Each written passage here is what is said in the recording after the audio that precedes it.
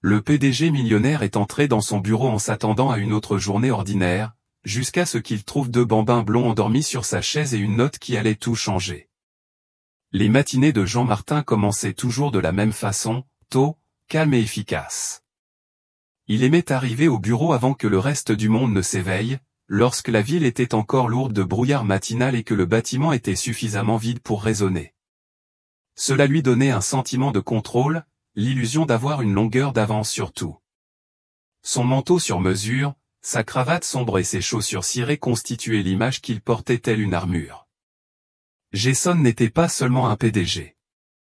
Il était le pilier d'un empire qu'il avait bâti avec précision et discipline. Émotion, imprévisibilité, il s'était entraîné à éviter tout cela. C'est pourquoi, ce matin-là, il n'était absolument pas préparé à ce qu'il découvrit derrière la lourde porte vitrée de son bureau. Il entra, détachant déjà son manteau et sortant son téléphone de sa poche, déterminé à consulter le programme de la journée. Mais il se figea en plein milieu de son pas. Son bureau n'était pas vide. Au centre de la pièce, blotti dans son fauteuil de direction en cuir, se trouvaient deux petits garçons. Ils ne devaient pas avoir plus de 4 ans. Leurs têtes reposaient l'une contre l'autre, profondément endormis, cheveux blonds ébouriffés, joues roses de chaleur. Ils portaient des vêtements simples, sweatshirt, jeans, petites baskets qui pendaient juste au-dessus du sol. Un sac à dos souple était posé près du bureau, soigneusement fermé, comme si quelqu'un avait pris le temps de le préparer. Jason les regarda avec incrédulité, cherchant désespérément une logique. Était-ce une erreur? Une farce? Une faille de sécurité? Mais alors qu'il faisait un pas lent en avant et regardait leur visage de plus près, quelque chose dans sa poitrine changea. Leurs cheveux étaient plus clairs que les siens, mais la forme de leurs traits, les lignes de leur mâchoire, la courbe de leurs sourcils et surtout le bleu caractéristique de leurs yeux le figeaient net. Ils avaient ces yeux, pas semblables, identiques. Il ne bougea pas, craignant de les réveiller, craignant ce que cela signifierait si ce moment était réel. 1000 questions lui traversaient l'esprit, bruyantes et contradictoires. Qui étaient-ils? Comment étaient-ils entrés? Pourquoi était-il seul sur sa chaise, dans son bureau? La porte derrière lui s'ouvrit brusquement, et son assistante entra, essoufflée. Elle se figea en voyant la scène, puis se précipita, les yeux écarquillés, une pile de papier qui faillit lui échapper des mains. « Bonjour, monsieur Miller. Je suis vraiment désolé. La sécurité les a trouvés en bas ce matin. Ils étaient sur le canapé du hall. Il n'y avait aucun adulte. Juste ça. » Elle lui a remis une note pliée. Jason y est allé doucement. Le papier était bon marché et ligné, l'écriture était irrégulière mais lisible. Astérisque, prends soin d'eux. Ils n'ont personne d'autre que toi. Il n'y avait aucun nom, aucune explication, aucune information de contact. Ses mains tremblaient légèrement tandis qu'il le relisait. Les garçons s'agitèrent dans leur sommeil, mais ne se réveillèrent pas. L'un d'eux tourna juste assez son visage pour que Jason puisse voir l'inclinaison exacte de sa mâchoire qui aurait pu être la sienne à cet âge. Son assistant attendait, visiblement indécis quant à savoir s'il devait parler ou partir, mais Jason ne pouvait pas répondre. Il n'arrivait pas à réfléchir.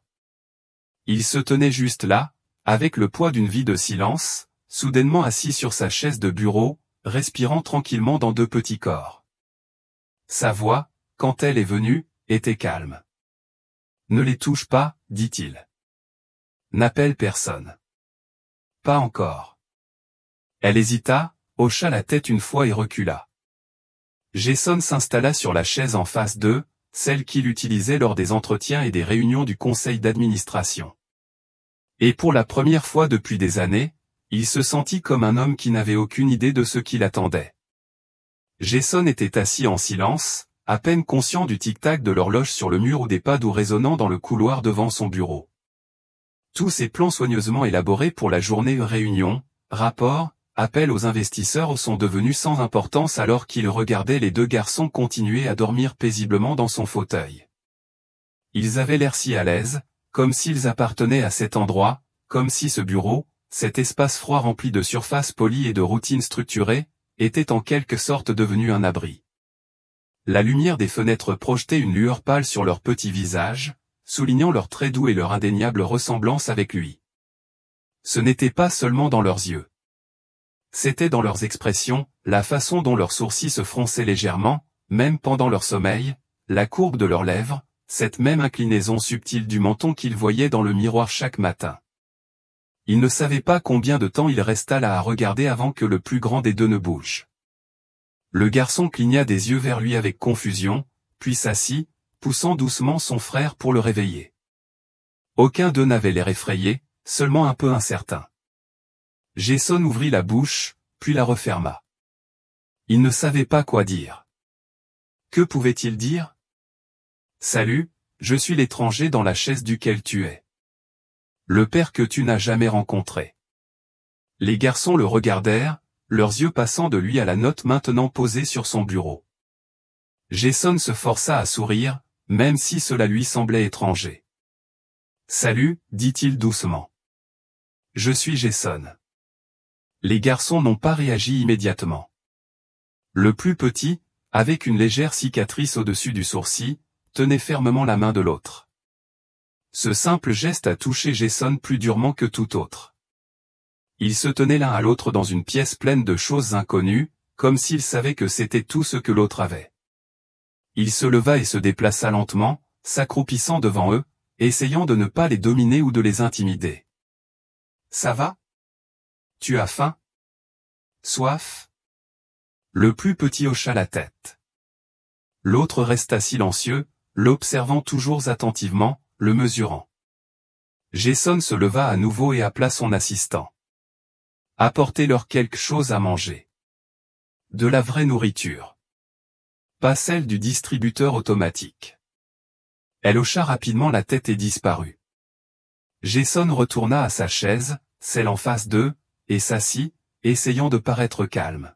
« Sais-tu qui je suis ? Demanda-t-il doucement. Le plus petit garçon hocha à nouveau la tête. « Tu t'appelles Jean-Martin, dit-il doucement. C'est notre mère qui l'a dit. C'est ton nom. » Jason retint son souffle. C'était surréaliste de l'entendre prononcer à voix haute. « Comment s'appelle ta mère ? Demanda-t-il, même si au fond de lui il le savait déjà. Les garçons échangèrent un regard. Puis le plus âgé a finalement parlé. « Émilie. Émilie Cartier. » C'était comme si le temps s'était effondré. Émilie, un nom qu'il n'avait pas prononcé depuis des années. Une femme dont le départ avait semblé soudain, mais sans signification particulière sur le moment. Une relation brève, imprévue et sans intérêt, ou du moins c'est ce qu'il s'était dit. Il ne savait même pas qu'elle était enceinte. Et maintenant, il y avait ses garçons, ses fils. Et elle les lui avait envoyés ou laissés. Il ne savait pas encore lequel. Il resta assis dans un silence stupéfait tandis que la nourriture arrivait, et les garçons commencèrent à manger tranquillement à la petite table ronde de réunion. Ils étaient polis, doux, comme si on leur avait appris à ne pas créer de problème. Il ne pouvait pas arrêter de les regarder, ne pouvait pas arrêter de penser à toutes les années qui s'étaient écoulées sans qu'ils sachent qu'ils existaient. Les anniversaires manqués, les premiers pas, les genoux écorchés qu'ils n'étaient pas venus soulager. Après avoir terminé, l'un d'eux demanda doucement, « On rentre maintenant ?» Jason déglutit difficilement. « De retour où ?» Le garçon haussa les épaules. « À la maison avec maman. » La voix de Jason lui manqua un instant. « Sais-tu où elle est ?» Une autre pause. « Elle a dit que si jamais quelque chose arrivait, on devrait venir ici. Que tu nous trouverais. » C'était trop soudain, trop profond. Il se leva lentement, marcha jusqu'à la fenêtre, regarda la ville qu'il pensait si bien connaître. Et pour la première fois depuis très longtemps, Jean-Martin se sentit complètement perdu. Jason a passé le reste de la journée à effectuer les mouvements de son rôle de cadre, tandis que son esprit restait piégé dans ce bureau calme avec les deux petits garçons qui portaient ses yeux. Son assistant les avait temporairement déplacés dans le salon juste à l'extérieur de sa suite, où ils étaient maintenant assis avec des livres de coloriage et des briques de jus sous le regard attentif de deux jeunes employés qui n'avaient aucune idée de comment expliquer ce qui se passait. Jason non plus. Il a annulé toutes ses réunions avec quelques mots secs, ignorant la confusion et les murmures qui circulaient dans les étages supérieurs de l'entreprise. Personne n'a osé l'interroger directement, mais la vue de deux jeunes enfants assis tranquillement dans l'espace privé du PDG n'est pas passée inaperçue. Jason s'en fichait.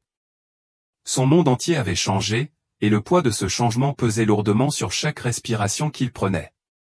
Lorsque le soir tomba et que le bâtiment se vida, il avait déjà passé 2 appels, l'un à un détective privé en qui il avait une confiance absolue, et l'autre à son avocat. Tout lui suffisait. Il avait besoin de réponses, et vite. Les enfants étaient clairement les siens, il n'en doutait pas, mais les circonstances de leur arrivée dans son bureau restaient obscures. Il devait retrouver Emily. Il devait savoir ce qui lui était arrivé et quelle vie elle et les garçons avaient menée pendant qu'il bâtissait son empire dans une ignorance béate. Assis seul dans son bureau plongé dans l'obscurité, il repensa à la dernière fois qu'il avait vu Emily. Elle travaillait dans les relations publiques, discrète mais compétente en réunion. Ils n'avaient travaillé ensemble que quelques mois, une période dont il se souvenait avec peu de précision. Il s'était concentré sur l'expansion, distrait par la poursuite d'une fusion qui exigeait tout de lui. Elle avait démissionné de manière inattendue, ne laissant derrière elle qu'une brève lettre de remerciement pour cette opportunité. Il n'y avait pas prêté attention à l'époque. Il n'y avait eu ni confrontation, ni au revoir. Et maintenant, 5 ans plus tard, 2 morceaux vivants d'elle étaient arrivés à sa porte, attendant des réponses qu'il n'avait pas. L'enquêteur a appelé juste après 21h. Sa voix était calme, mais ses paroles étaient tout sauf calmes. Émilie Cartier avait été victime d'un accident de voiture près de 3 mois auparavant. Elle était en vie, mais à peine. Elle était dans un établissement de soins de longue durée en ville, dans le coma depuis la nuit de l'accident. Aucun membre de sa famille connu, aucun contact d'urgence. Elle avait désigné un tuteur en cas d'urgence, Jean Martin, son propre nom. Ce détail le frappa plus que tous les autres réunis. Elle lui avait fait confiance. Après tout ce temps, malgré son silence, elle avait toujours confiance que s'il arrivait quelque chose, il viendrait les chercher. Il quitta le bureau immédiatement. Le bâtiment était presque plongé dans l'obscurité, mais les garçons attendaient toujours près de la réception, emmitouflés dans des vestes empruntées et se tenant la main comme s'ils étaient une seule personne coupée en deux. Ils le regardèrent non pas avec peur mais avec ce même étrange mélange de familiarité et d'espoir qui continuait à le déstabiliser de l'intérieur. « Nous allons, dit-il doucement en s'accroupissant pour croiser leurs regards, voir ta mère. » Ils ne posèrent aucune question. Ils se levèrent simplement et le suivirent, leurs petits pas résonnant dans le marbre du hall. Jason n'avait jamais été aussi incertain de sa vie. Mais il savait une chose avec une certitude absolue, il ne quitterait plus jamais ces garçons. Peu importe ce qu'il attendait derrière les portes de l'hôpital, il les franchirait. Et cette fois, il ne s'en irait pas. Le trajet jusqu'à l'hôpital s'est déroulé dans le silence, le genre de silence qui pesait plus lourd que n'importe quel mot. Les jumeaux étaient assis sur la banquette arrière, attachés côte à côte, leurs visages collés aux fenêtres, regardant les lumières de la ville scintiller. Jason n'arrêtait pas de les regarder dans le rétroviseur, essayant de voir quelque chose au-delà de leurs traits identiques, une expression ou un scintillement qui pourrait lui donner une idée de ce qu'il ressentait, mais il restait illisible. Il sentit une pression inconnue dans sa poitrine, quelque chose proche de la peur, mais pas celle à laquelle il était habitué. Il ne s'agissait pas de perdre le contrôle d'une entreprise ou d'un accord. Il s'agissait de retomber dans un passé qu'il avait choisi d'oublier et d'entrer dans un avenir auquel il ne s'était jamais préparé. L'établissement de soins de longue durée se trouvait tranquillement dans une rue latérale, niché entre 2 immeubles de bureaux et enveloppé d'une lumière blanche et froide. Le parking était presque vide à leur arrivée et l'air extérieur était plus froid qu'il ne l'avait prévu. Il a aidé les garçons à sortir de la voiture, les guidant doucement par les épaules, non pas parce qu'ils avaient besoin d'aide pour marcher, mais parce qu'il avait besoin de sentir qu'il faisait quelque chose. Il se tenait à nouveau la main en entrant, une petite unité de confiance qu'il n'avait pas encore gagnée mais à laquelle il avait en quelque sorte eu accès. À l'intérieur, l'infirmière à la réception a immédiatement reconnu le nom d'Emily. Jason a donné le sien sans réfléchir, et son visage a légèrement changé lorsqu'elle l'a découvert répertorié comme contact d'urgence. Aucune question n'a été posée, seulement un signe de tête discret et un geste vers l'ascenseur. Les garçons marchaient à côté de lui en silence, leurs chaussures grinçant faiblement contre le sol carrelé. Le cœur de Jason battait plus fort à mesure qu'il se rapprochait de sa chambre. Une partie de lui n'arrivait toujours pas à croire que c'était réel, qu'il y a quelques heures à peine, il examinait des chiffres et envoyait des emails, vivant une vie qui ressemblait désormais à celle de quelqu'un d'autre. Lorsqu'ils entrèrent dans la pièce, le temps sembla ralentir. Emily était allongée, immobile, dans un lit étroit, entouré de machines silencieuses qui émettaient des bips à intervalles réguliers. Sa peau était pâle, ses cheveux étaient tirés derrière ses oreilles par quelqu'un qui avait pris le temps de prendre soin d'elle.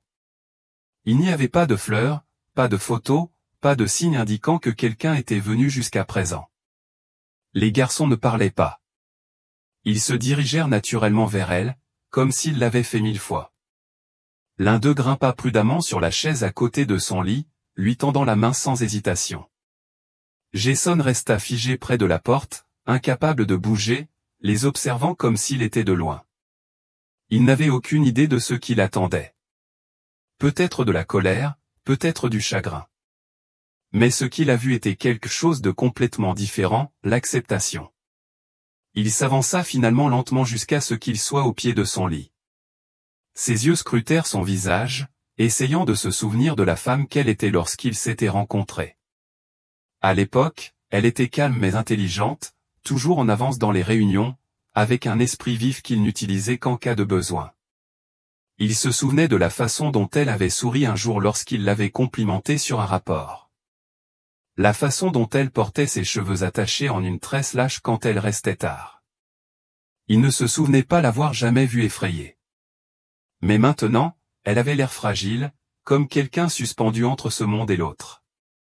Et il ne pouvait s'empêcher de penser à la façon dont elle avait dû se sentir seule, sans personne d'autre que lui vers qui se tourner. Une infirmière est intervenue et a vérifié les moniteurs. Jason la prit doucement à part et lui demanda des détails. Le pronostic était incertain. Elle avait subi un traumatisme crânien. Elle était stable mais ne réagissait pas. Certains patients se sont rétablis, d'autres non. Personne ne pouvait dire laquelle elle serait. Il retourna vers les garçons, qui ne l'avaient pas quitté.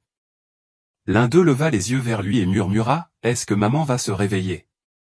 La question était un poignard. Jason s'agenouilla à côté de lui, posant une main sur son épaule. « On ne sait pas encore, dit-il honnêtement. Mais on y est maintenant. Elle n'est plus seule. » Ils sont restés là pendant des heures jusqu'à ce que les garçons commencent à s'endormir, recroquevillés à côté d'elle, leur petit corps respirant au rythme des machines. Jason n'est pas parti. Il s'assit sur la chaise dans le coin de la pièce, les observant tous, et ressentit tout le poids de ce qui lui avait été donné, la responsabilité, la culpabilité et le cadeau fragile et inachevé d'être autorisé à revenir dans leur vie. Il ne le méritait pas, mais il ne le gâcherait pas. Cette nuit-là, pour la première fois depuis des années, Jean-Martin ne pensait ni aux affaires, ni au marché, ni à son programme du lendemain. Il ne pensait qu'à elle, à eux et au long chemin qui l'attendaient, et il se promit silencieusement qu'il en ferait chaque pas. Les jours qui suivirent devinrent un flou de nouvelles routines et de réalisations tranquilles. Jason a pris congé du travail pour la première fois depuis plus de 10 ans, ce qui a stupéfié son personnel et perturbé son conseil d'administration.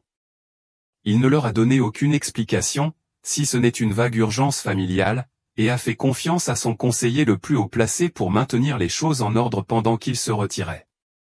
Il ne se souciait pas de son apparence. La vie qu'il avait construite au soigné, efficace, dévorante lui semblait soudain lointaine et creuse comparée à la réalité de 2 garçons de 4 ans qui avaient besoin de plus qu'un simple nom sur un certificat de naissance. Il a installé temporairement les jumeaux dans son Penthouse, même s'il s'est vite rendu compte que l'espace était inadapté aux enfants. Tout était fait de verre et d'acier, aux bords tranchants et coûteux, et totalement dépourvu de chaleur.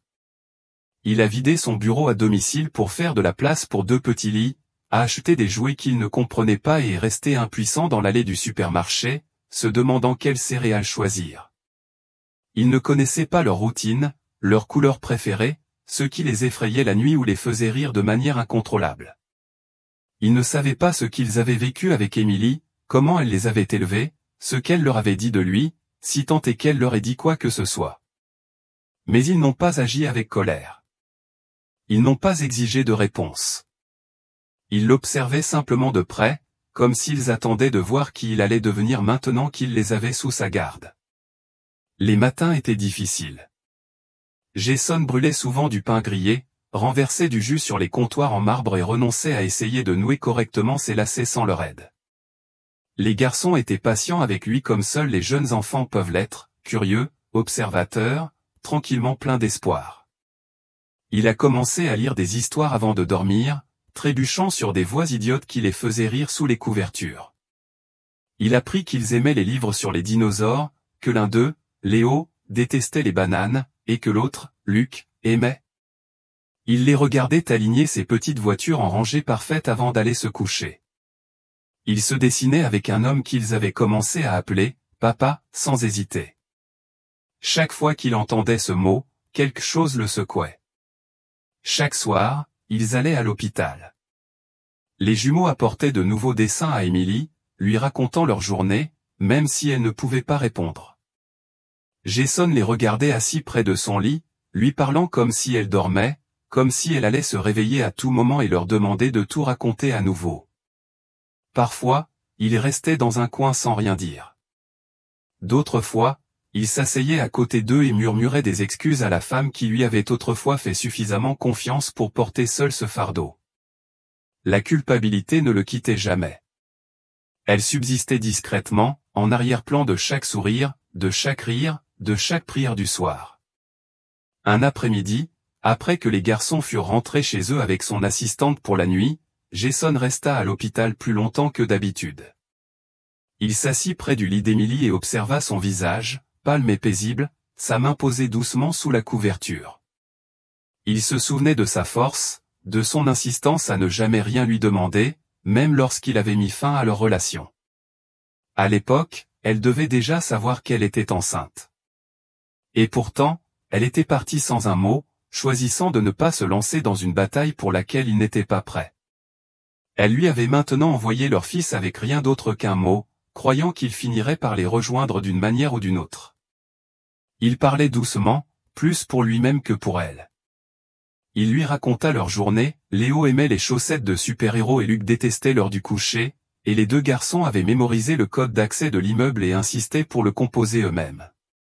Il lui a dit à quel point elle leur manquait, à quel point il se sentait mal préparé, à quel point il était terrifié à l'idée de les décevoir à nouveau.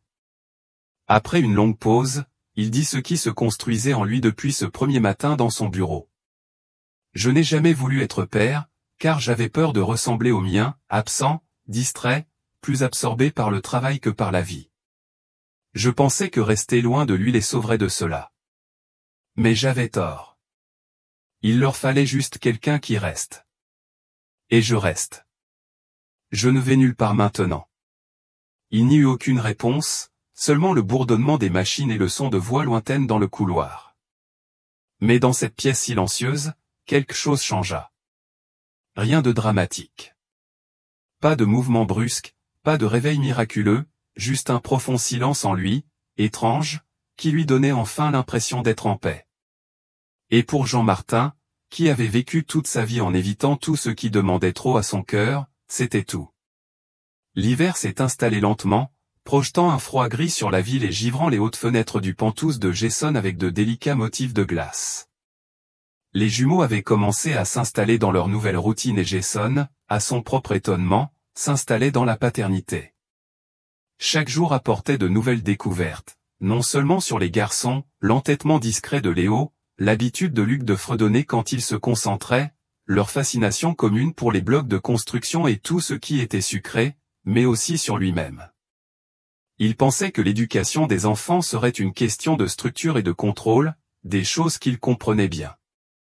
Mais au lieu de cela, c'était une question de flexibilité, de désordre et d'écoute attentive, même quand les mots n'étaient pas prononcés. Il se surprit à changer d'une manière qu'il n'aurait pas pu prévoir. Il laissait désormais son téléphone en mode silencieux pendant des heures et avait appris à ignorer les emails lorsqu'il aidait Léo à retrouver une chaussette perdue ou essayait de démêler les petits doigts de Luc d'un pot de peinture renversé. Son appartement s'était transformé d'une salle d'exposition minimaliste en un espace qui semblait réellement habité. Des jouets encombraient les coins, des dessins décoraient le réfrigérateur et les comptoirs en marbre autrefois impeccables étaient désormais tachés de farine et d'empreintes digitales le plus souvent. Et pourtant, Jason s'en fichait. En fait, il se sentait étrangement réconforté par le chaos, comme si cela prouvait quelque chose qu'il n'avait jamais osé espérer, qu'il appartenait à quelque chose de réel. Ils ont continué à rendre visite à Emily tous les soirs, et même si son état est resté inchangé, la routine est devenue sacrée. Les garçons emportaient leurs histoires de la journée, leurs dessins au crayon soigneusement pliés dans les poches de leur veste, et les plaçaient sur la table à côté de son lit. Ils se relayaient pour lui tenir la main, lui parler des désastres du petit déjeuner ou de ce qu'ils avaient appris à l'école maternelle. Jason s'asseyait à proximité, les observant avec une douleur silencieuse dans la poitrine, se demandant toujours si elle pouvait les entendre, souhaitant toujours ouvrir les yeux et voir ce qu'il était advenu du monde qu'elle avait laissé derrière elle. Un après-midi enneigé, alors que les garçons faisaient la sieste sur le canapé après une séance improvisée de construction de forts d'oreillers, Jason était assis à la table de la cuisine et regardait un email du conseil d'administration de son entreprise. Il demandait une décision. Son congé temporaire touchait à sa fin et ils avaient besoin de savoir s'il revenait ou démissionnait. Pendant longtemps, il avait cru qu'il y retournerait. C'était sa compagnie, son identité.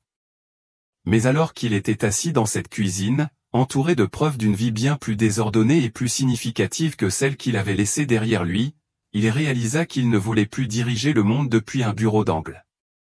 Il ne voulait pas être un homme guidé par des feuilles de calcul et des victoires vides. Cette nuit-là, après que les garçons se soient endormis et que l'appartement soit devenu silencieux à l'exception du faible bourdonnement du chauffage, Jason a sorti son ordinateur portable et a rédigé une lettre de démission. Ce n'était ni amer ni dramatique. C'était simple et honnête.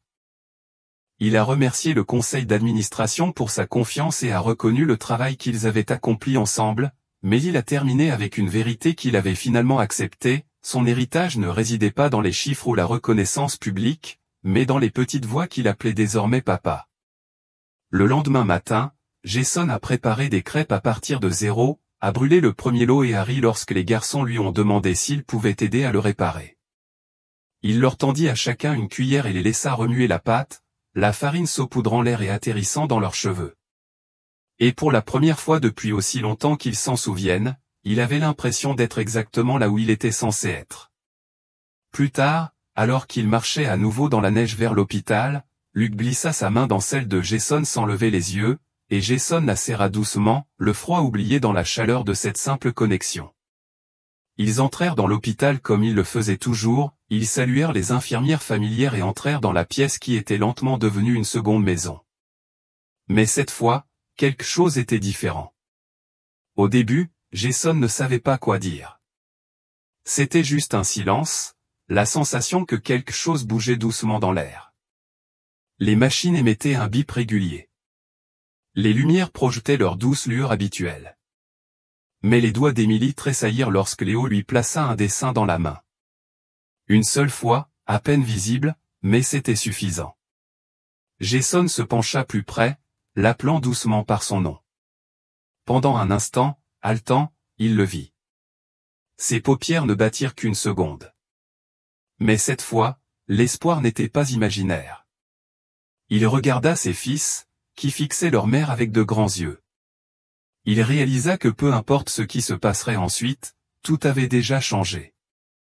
Non pas parce que la vie était redevenue ce qu'elle était autrefois, mais parce qu'ils avaient construit quelque chose de nouveau. Et maintenant, c'était peut-être à son tour de rentrer chez elle.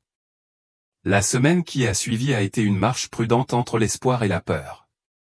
Le mouvement momentané d'Emily, le léger tressaillement de ses doigts, le battement de ses paupières avait laissé les médecins intrigués mais prudents dans leurs évaluations. Jason ne s'est pas permis de célébrer trop tôt, mais à l'intérieur, quelque chose en lui avait déjà commencé à bouger. Ce moment avait brisé le mur solide d'incertitude qui avait défini les derniers mois. Les garçons, cependant, n'ont pas hésité. Ils croyaient pleinement et sans aucun doute que leur mère allait revenir. Chaque jour, ils lui apportaient de nouveaux dessins, lui chantaient doucement et lui racontaient de longues histoires avec la foi que seuls les enfants peuvent porter inébranlable. Jason se retrouva à observer Emily de plus près. Il remarqua des détails auxquels il n'avait jamais prêté attention auparavant, les légères taches de rousseur près de sa tempe, la courbe de ses doigts, la force tranquille encore visible dans son corps malgré l'immobilité. Il lui parlait souvent, non seulement des garçons, mais aussi des souvenirs qu'il avait enfouis ou ignorés. Il lui a raconté la première fois qu'il l'avait vue dans cette salle de réunion, à quel point il avait admiré sa confiance en elle même s'il ne savait pas quoi en faire. Il lui a parlé de la peur qui l'avait poussé à fuir lorsque les choses étaient devenues sérieuses, et du regret qui ne l'avait jamais quitté une fois qu'il avait appris la vérité. Il n'y avait personne d'autre pour l'entendre dans cette pièce. Aucun jugement, seulement la possibilité que peut-être, juste peut-être, elle puisse l'entendre maintenant. Les garçons étaient devenus partie intégrante du rythme de l'hôpital. Les infirmières les saluaient par leur nom, leur donnaient des biscuits supplémentaires ou leur montraient des photos du tableau d'affichage de la salle de pause. Les médecins souriaient lorsqu'ils descendaient le couloir, chuchotant des mises à jour à Jason lorsque les jumeaux étaient distraits par des livres d'images ou des puzzles dans la salle d'attente. Chaque jour apportait de petits signes. Les mains d'Emily ont commencé à bouger davantage. Ses paupières tremblaient plus régulièrement. Un après-midi, alors que Jason ajustait sa couverture, ses lèvres s'entr'ouvrirent légèrement et il aurait juré avoir entendu un murmure. Ce n'était pas un mot, pas encore. Mais c'était réel. Les garçons n'avaient pas besoin de preuves. Ils y croyaient déjà. Mais Jason a finalement commencé à le faire aussi. À la maison, la vie continuait avec son étrange et beau chaos. Les jumeaux avaient commencé à appeler Jason papa sans hésitation, et il ne bronchait plus quand il le disait. Il avait appris à préparer des déjeuners avec des notes à l'intérieur, à tresser des dinosaures en plastique pour en faire des cheveux, à gérer les crises de colère à propos des chaussettes du soir et à partager d'interminables récits d'un personnage de dessin animé nommé Rocket Dog. Ils étaient désormais siens, d'une manière qui n'était pas liée à la biologie ou aux documents juridiques, mais à la présence, au choix. Chaque genou écorché et chaque murmure de bonne nuit renforçait ce lien. Un soir, alors qu'il neigeait légèrement dehors et que les jumeaux jouaient dans le salon sous une forteresse d'oreillers, Jason se retrouva debout au bord de tout cela, juste à regarder. Il y avait dans la pièce une légèreté qu'il ne se souvenait pas avoir jamais ressentie de sa vie. Ni dans les salles de conseil, ni lors de galas de charité ou d'événements de lancement. C'était quelque chose de plus calme, de plus complet. Quand Luke jeta un coup d'œil et cria « Papa, viens faire le dragon », Jason rit et se glissa à l'intérieur sans hésiter, se laissant couvrir de couverture et poussant des cris de joie. Il ne faisait plus semblant. C'était réel. Plus tard dans la nuit, après qu'ils se furent endormis dans un tas de couvertures à même le sol, Jason s'assit à côté d'eux et laissa le silence l'envelopper. Il pensa à Emily, au jour où elle avait quitté l'entreprise, et se demanda ce que cela avait dû lui faire de le quitter, sachant ce qu'elle portait en elle. Il regretta de ne pas avoir demandé. Il regretta de ne pas avoir écouté. Mais par-dessus tout, il était reconnaissant qu'elle lui ait finalement fait confiance, même s'il ne l'avait pas mérité. Il espérait qu'elle se réveillerait bientôt, non pas parce qu'il avait besoin de son pardon, mais parce qu'il voulait qu'elle voie ce qui avait grandi en son absence. Le lendemain matin, ils entrèrent dans la chambre d'hôpital comme d'habitude, les bras chargés de dessins et de peluches. Mais quelque chose avait changé. La pièce était plus chaude, plus lumineuse. Et quand Jason entra, il se figea. Les yeux d'Emily étaient ouverts. Elle le regardait, lui, les garçons ni confuses, ni effrayés, juste fatigués, lucides et vivantes. Léo haleta. Luke laissa tomber sa photo. Jason traversa la pièce en 3 pas et s'affala à côté d'elle, lui prenant la main. Elle souriait à peine, ses lèvres étaient sèches et craquelées. Et lorsqu'elle parlait, sa voix n'était guère plus qu'un souffle. Tu les as gardés en sécurité. Il hocha la tête, incapable de parler. Les garçons s'accrochèrent à lui, les yeux écarquillés et figés d'émerveillement. Elle les regarda tous les trois, puis son regard revint vers Jason. Tu es revenu. Et à ce moment-là, l'avenir s'est ouvert comme la lumière du soleil à travers des branches couvertes de neige fragile, brillant et plein de vie. La guérison fut lente mais régulière. Après son réveil, Émilie passa plusieurs jours à parler à peine, oscillant entre le sommeil et le réveil, le temps que son corps retrouve sa conscience. Les médecins étaient optimistes mais mesurés, rappelant à Jason que même si elle avait repris conscience, son corps et son esprit avaient subi un immense traumatisme. Les garçons, cependant, n'avaient pas besoin de ces avertissements. Ils étaient simplement heureux. Ils lui rendaient visite chaque jour avec une énergie renouvelée, apportant des livres et des histoires, et parfois se blottissant simplement à côté de son lit, content d'être près d'elle maintenant que ses yeux suivaient leurs mouvements et que ses mains se serraient en retour lorsqu'il les tenait. Peu importait qu'elle ne puisse pas parler beaucoup ou rester éveillée longtemps. Elle était là. C'était suffisant. Jason est resté proche d'elle. Il s'est occupé de chaque détail de ses soins, il lui apportait ses vêtements, nettoyait sa chambre quand les infirmières étaient occupées et parlait lui-même à chaque spécialiste. Il n'était plus seulement un observateur à l'hôpital. Il était son partenaire, et le personnel commença à le traiter comme tel. Il tenait un carnet dans lequel il notait ses médicaments, ses signes vitaux et chaque petite étape importante de sa vie, le jour où elle s'est assise toute seule pour la première fois, où elle a demandé de l'eau, la première fois où elle a murmuré le nom des garçons. Plus elle revenait, plus le poids dans sa poitrine s'allégeait, mais il était remplacé par quelque chose d'aussi lourd, la responsabilité. Il ne se contentait plus de préparer un espace pour son retour. Il construisait la vie à laquelle elle retrouverait son chemin. Émilie a été transférée dans un centre de réadaptation 2 semaines après son réveil, et Jason et les garçons lui rendaient visite quotidiennement. Les jumelles sont devenues de petites figures dans les couloirs, saluant les infirmières et aidant à pousser son fauteuil roulant lorsqu'elle était trop fatiguée pour marcher. Jason lui apportait des repas de la maison, l'aidait dans ses étirements de physiothérapie quand il le pouvait et s'asseyait à côté d'elle pendant des heures, lui racontant tout ce qu'il n'avait pas dit auparavant. Il n'a pas évité les moments difficiles. Il lui a dit la vérité, à quel point il avait été égoïste, aveugle et effrayé. Elle écoutait. Parfois elle pleurait, parfois elle se taisait, et parfois elle prenait simplement sa main et la laissait là. Le pardon, apprit-il, ne se construit pas en un instant. Il se construit au fil du temps, par des regards, des réconforts discrets et par le fait de ne pas s'éloigner quand les choses deviennent difficiles. Au printemps, Émilie était suffisamment forte pour rentrer chez elle. Mais cette fois, elle ne retourna pas dans l'appartement où elle avait vécu seule. Elle se rendit chez Jason, désormais rempli de dessins, de rires, de tasses ébréchées, de chaussettes oubliées et du souvenir indéniable des enfants qui grandissaient. Ce n'était pas parfait, mais c'était réel, et c'était le leur. Elle franchit lentement la porte, ses fils se précipitant pour la serrer dans leurs bras, Jason attendant tranquillement derrière eux. Elle regarda autour d'elle et sourit en voyant les changements. Sa vie, autrefois suspendue dans une chambre d'hôpital stérile, avait repris d'une manière qu'elle n'aurait jamais imaginée. Ils ont avancé ensemble, non pas comme des personnes essayant de réparer le passé, mais comme une famille choisissant d'honorer ceux qui y avaient survécu. Jason s'est adapté à cette nouvelle vie avec une gratitude qu'il ne savait pas toujours comment exprimer.